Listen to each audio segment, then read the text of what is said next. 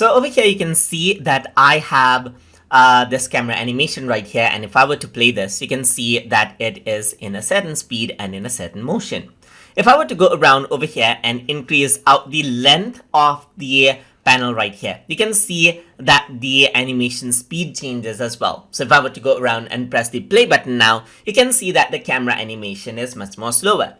But let's say what I want is I want to change around the camera motion. So on the top of the panel right here, you can see that there are some dots, and you can rearrange out the dots. The first one right here is the beginning keyframe, and the last one right here is the end keyframe. So you can place them wherever you want.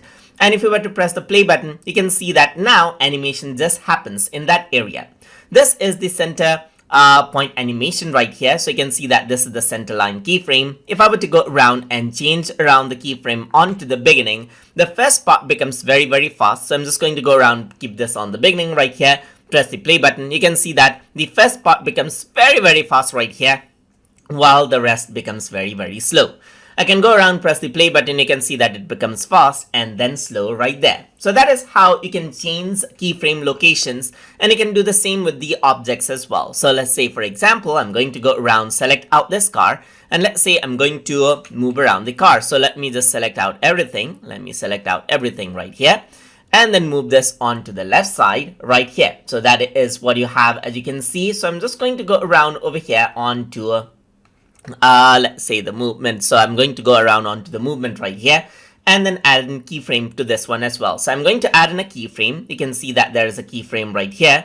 So I can go around and move the keyframe onto the beginning right here, just like this, as you can see. So let's say I want this on the beginning itself. You can see that if it doesn't matter where you kept the if you kept the keyframe in the right place or not. So I'm just going to go around on the end now, just like this. And then I'm going to go around and then move, that is drag the car somewhere else, just like this. And then there you go. This is what you have. You can see that there's the animation right here.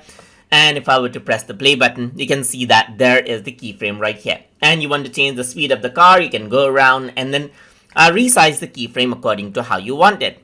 Just like this, and change the length of the animation right here and how the camera looks. So that is how you can change out keyframe location according to how you want inside of Toon Boom Storyboard Pro. So hope you guys learned something as always. And as always, please like, comment, share, and subscribe.